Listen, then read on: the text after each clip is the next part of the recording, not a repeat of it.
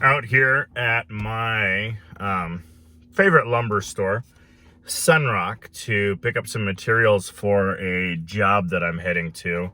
Um, I should say my duplex that I'm building, like I've been telling you guys. So I thought I would get this off for you guys. Tom Swift and his submarine boat. Today we are on chapter IX, chapter 9.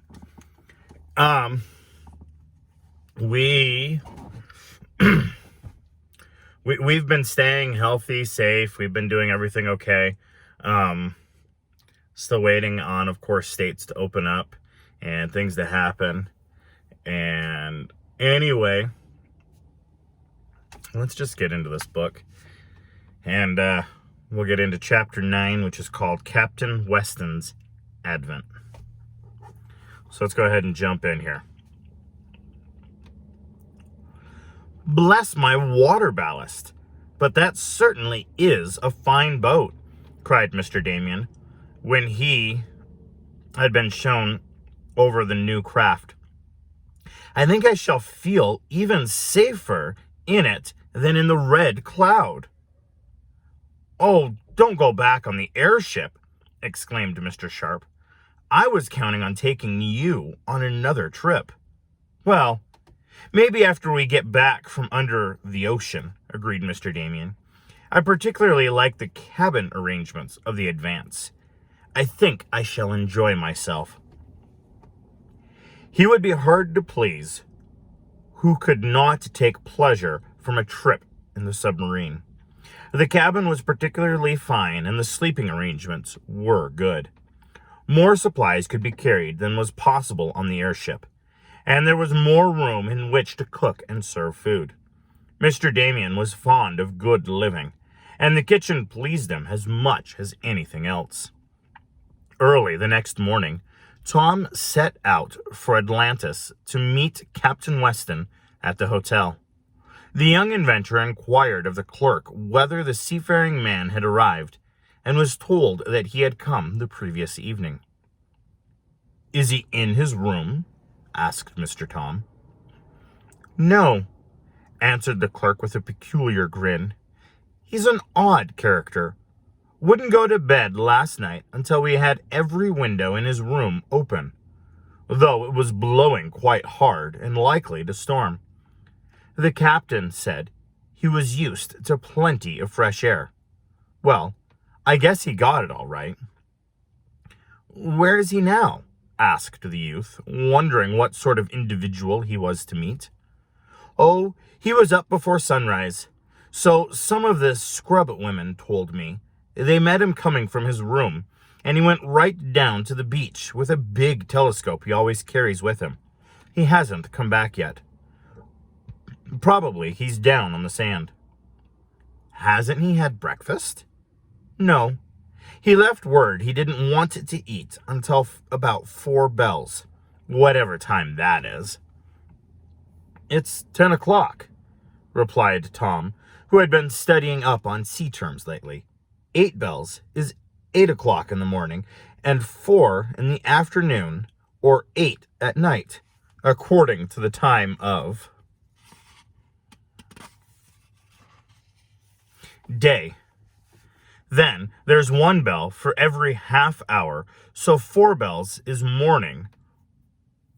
Would be 10 o'clock in this watch, I suppose. Oh, that's the way it goes, eh? Asked the clerk. I never could get it through my head. What is 12 o'clock noon? That's 8 bells too. So is 12 o'clock midnight. 8 bells is as high as they go on a ship. I guess I'll go down and see if I can meet the captain. It will soon be 10 o'clock, or 4 bells, and he must be hungry for breakfast. By the way, is that Mr. Berg still here? No. He went away early this morning.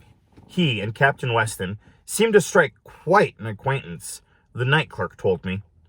They sat and smoked together until long after midnight, or 8 bells. And the clerk smiled as he glanced down at the big diamond ring on his little finger. They did? fairly exploded Tom, for he had visions of what the wily Mr. Berg might worm out of the simple captain. Yes.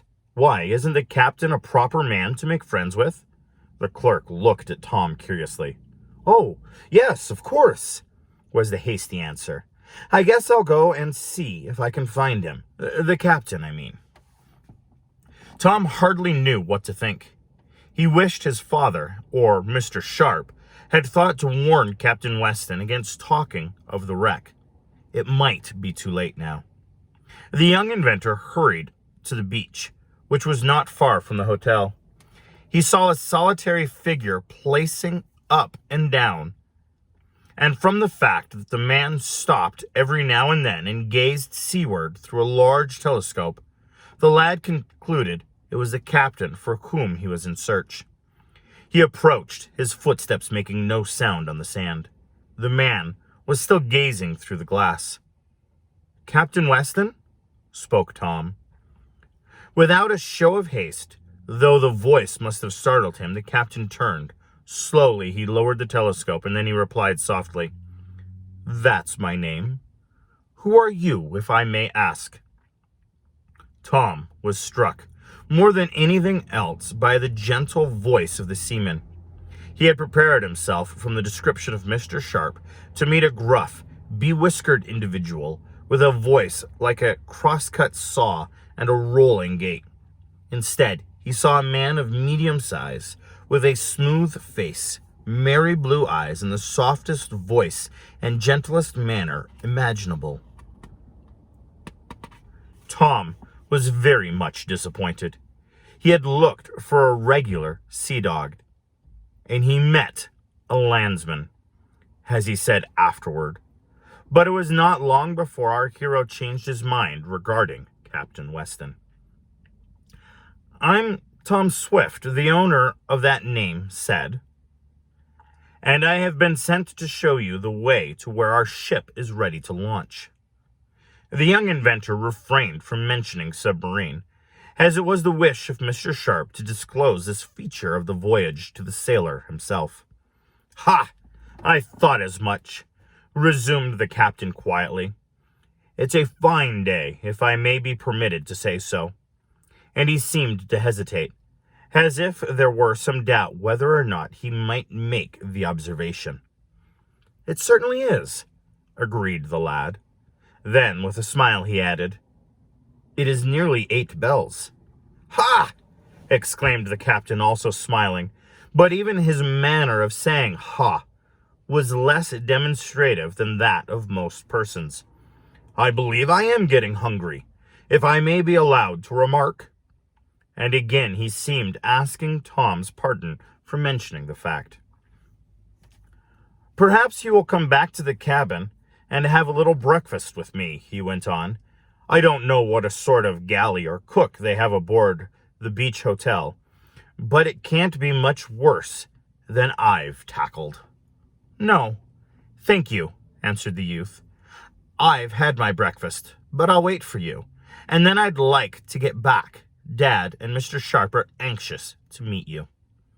"And I am anxious to meet him, if you don't mind me mentioning it," was the reply, as the captain once more put the spyglass to his eye and took an observation.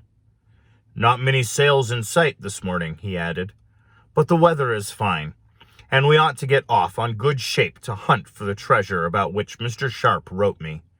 I believe we are going after treasure," he said. "That is, if you don't mind talking about it."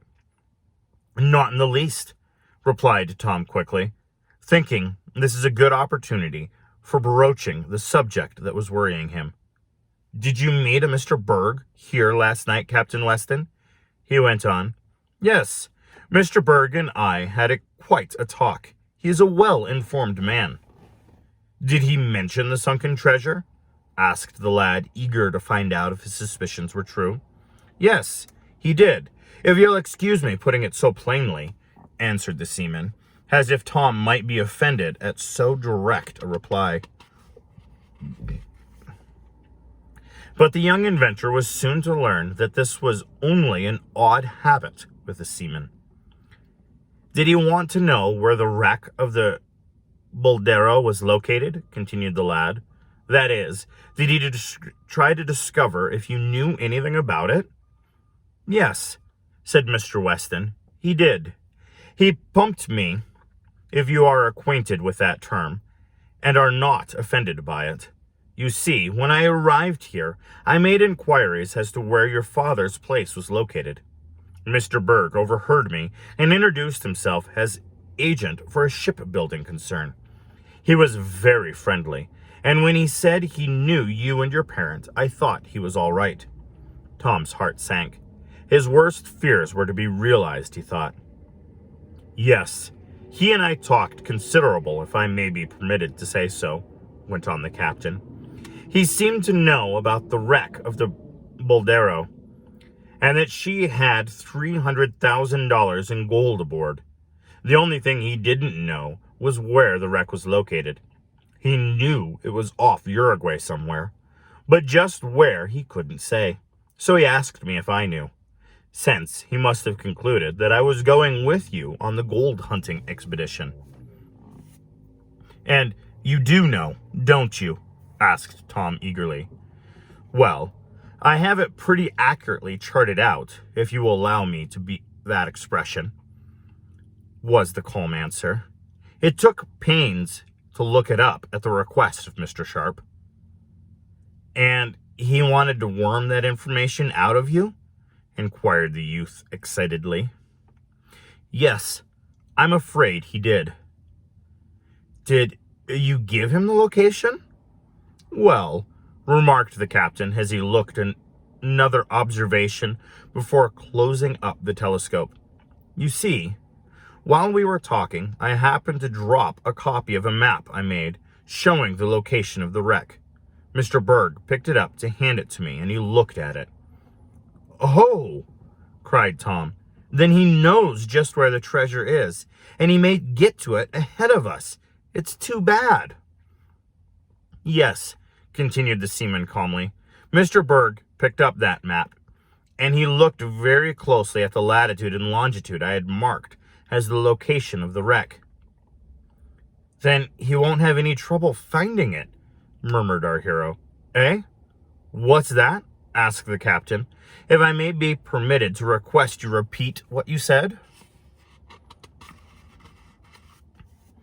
I say he won't have any trouble locating the sunken Boldero, repeated Tom. Oh, but I think he will, if he depends on that map, was the unrespected reply. You see, explained Mr. Weston, I'm not so simple as I look. I sensed what Mr. Berg was after the minute he began to talk to me, so I fixed up a little game on him. The map, which I dropped on purpose, not accidentally, where he would see it, did have the location of the wreck marked, only it didn't happen to be the right location. It was about 500 miles out of the way, and I rather guess if Mr. Berg and his friends go there for treasure, they'll find considerable depth of water and quite a lonesome spot. Oh, no, I'm not as easy as I look, if you don't mind me mentioning that fact.